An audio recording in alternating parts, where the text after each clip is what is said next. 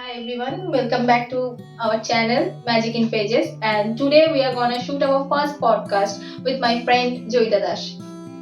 Hello everyone. I feel very happy to be on the first episode of this podcast. Just give a short introduction. Hi, I'm Joyita Dash. I'm a psychology student and I love music. Yeah, that's all. And thank you for having me. Let's look forward to it. As a psychology student, how you think that psychology enhance someone's self-worth? Psychology student, I can say that psychology is a subject which helps you to introspect yourself. Like we study so many about human behavior, about how we should behave at certain situations. So when maybe we're feeling angry, so we know that what we should do, what we should not. We know that, but sometimes we can't go with the rules. Like I should do that, so I'm doing that because after all, it's human emotion. So it helps sometime, but not always. So I can say that You are trying to say that it helps you to increase your self-worth. yeah, self-worth, like it's not necessary that if you're studying psychology, your self-worth will be increased. It's upon yourself. If you think that you're confident about the subject you're studying, be any subject it is, you will be feeling self-worth. The positivity in us gain more self-esteem and helps us to become more confident in life. Yeah, it helps, but it's not, and still it's not necessary that everyone who's studying psychology will have that self-esteem. It's upon yourself. If you are very like introvert from childhood and if your nature is like that, it will help a little. Like you will not become extrovert as soon as you start studying psychology, but it will help to communicate you with people. And if you are taking psychology as your subject and you're still not able to communicate with the other people, maybe psychology is not your subject, because Communication is important. Communication is important in this field, in the field of psychology. So, what do you think? How one can enhance their creative ability and creative thinking? First of all, you have to cut off your screen time, because mobiles are taking so many times of our life. Like we are on Instagram for like 5-4 hours a day. I do that myself. Also goes with us. That also goes with us, but we have to cut that off. Like 5-4 hours. What can be done in this? If we want to do creative things, that we can do also on Instagram also. Yeah, because most of the time we are scrolling reels and all. So you have to cut off the screen time and you have to focus on the creative thing you want to work on.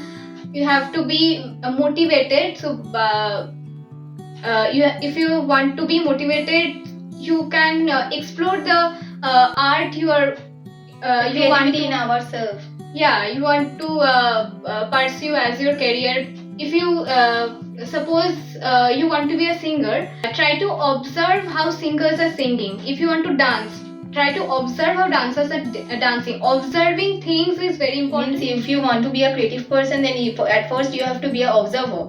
Yes, being an observer is very important. Like what content creator says, they can see content everywhere because they're observing things. If somebody is laughing madly, they can see that because they're observing people. If you're just sitting sitting in a park and you're just scrolling through your phone, you'll never see what's happening around you. So you have the creativity around ourselves. Yes. So you have to observe other people doing that art, and you have to observe yourself also that how much you can do in that art.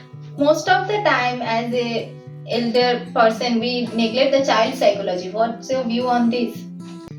Child psychology is I think the most important part of psychology, because that's the time we can make our personality as we want. Like especially at the age group of 5 to 10, children has a lot of curiosity about everything. They want to know the every details. Like every single thing they want to know why. Why is this, why is that, what is that, everything. So at that time maybe they're questioning something that they shouldn't know at that age. So most of the time what we do, we say that you don't need to know this. We didn't make them understand that this is not for them, this is for some older group. Yes, then the curiosity increases, that what's the thing, then also the same question, what's the thing that the elder people are knowing and I'm not able to know that. They'll start researching themselves, and that's the time they go in the wrong way. Now every children are very tech children. They use phones like that's the game thing they have. Yes, and mobile shouldn't be given to them for watching YouTube and Reels, because on Reels we have like various type of contents. So we can we have YouTube for kids also. We can't restrict them, na? We can. We have an app called YouTube for kids. Just give them that. Give them some very mild games. Then they'll be giving mobiles to children is to keep them engaged. So if you want to keep them engaged, there are games where you can make words from letters. So very good games for children, like that are increasing their knowledge of spellings and words, pronunciation. Is this hampering our child psychology? Mobiles, yeah, of course. Like if they are saying something like something brutal, somebody is slapping somebody, they'll slap somebody the next day. They can slap you also. So we shouldn't give mobile to them. That's the first thing, and we shouldn't tell them that don't need to know this.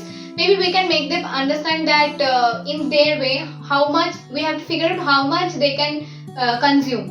So we can, like, it's completely on the parents. They are living 24 hours with them. So spend time with your child, know your child, and make them understand in their way, not in our way. So we came to the last segment of our podcast. So, and the last question is, what the advice to the today's generation as a psychologist you want to give?